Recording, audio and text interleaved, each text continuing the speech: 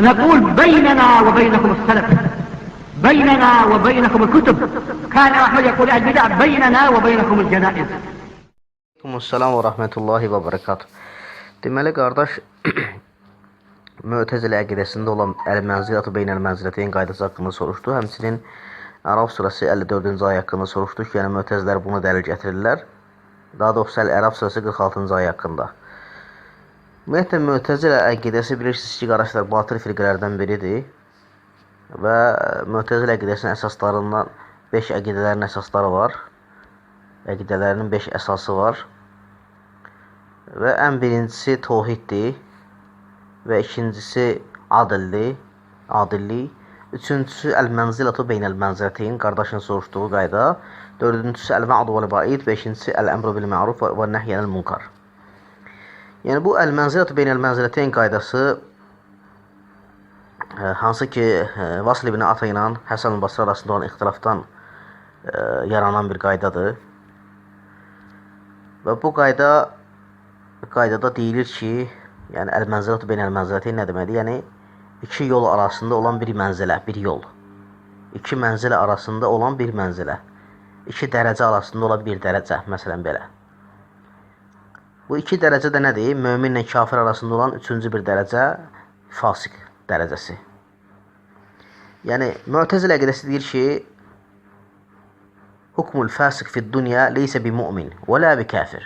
Yəni fasiqin dünyada hökmü nə mömin deyil, nə də kafir deyil. Fasik nə mömin deyil, nə də kafir deyil. Əgər o tövbə eləyərsə sabahları və mömin olacaq. Əgər tövbə etməsə, israrlı olsa öz fıskında, əbədi cəhənnəm əhli olacaq.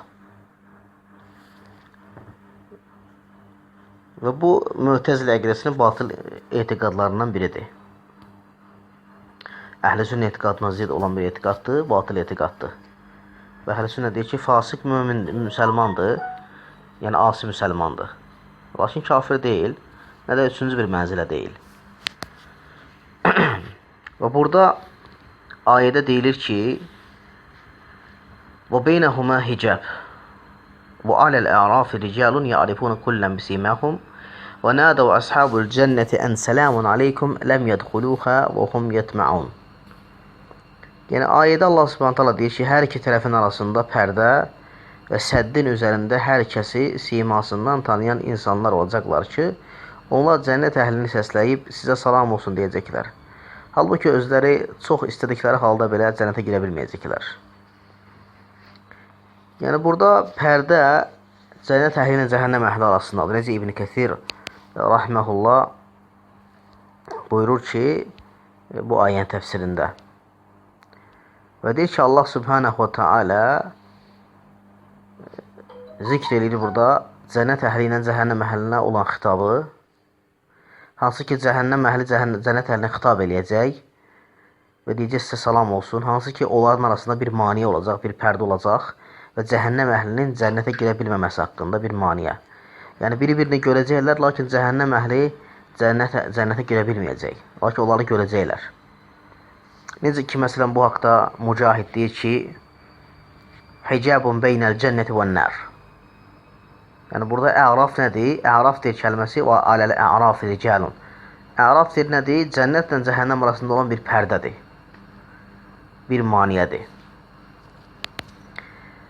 Və necə ki, bu ayəni açıqlayır digər bir ayə. Və hansı ki, Allah Subhanahu wa ta'ala Hədid surəsi 13-cü ayədə buyurur. Necə İmam Tabari bayaqki Əraf surəsi 46-cı ayəni bu ayə ilə açıqlayır. Allah təala buyurur ki, يَوْمَ يَقُولُ الْمُنَافِقِينَ وَالْمُنَافِقَاتُ لِلَّذِينَ آمَنُوا انظُرُونَ نَقْتَبِسْ مِنْ نُورِكُمْ قِيلَ ارْجِعُوا وَرَاءَكُمْ فَالْتَمِسُوا نُورًا فَضُرِبَ بَيْنَهُمْ بِسُورٍ لَهُ بَابٌ بَاطِنُهُ فِيهِ الرَّحْمَةُ وَظَاهِرُهُ مِنْ قِبَلِهِ الْعَذَابُ. Yəni Allah təala ayədə buyurur ki, o gün münafiq kişi və münafiq qadınlar iman gətirənlərə deyəcək ki, biraz gözləyin ki, biz də sizin işığınızdan alaq. Onlara deyəcəkdir ki, möminlər geriyə qayıdıb işıq axtarın.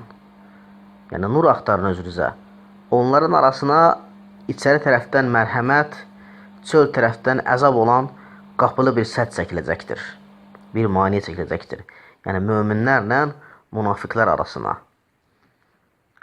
Deyir, o geriyə qayıdıb bir işıq axtarın, onların arasına içəri tərəfdən mərhəmət, çöl tərəfdən baxanda isə əzablı bir qapılı bir sədd çəkiləcəkdir.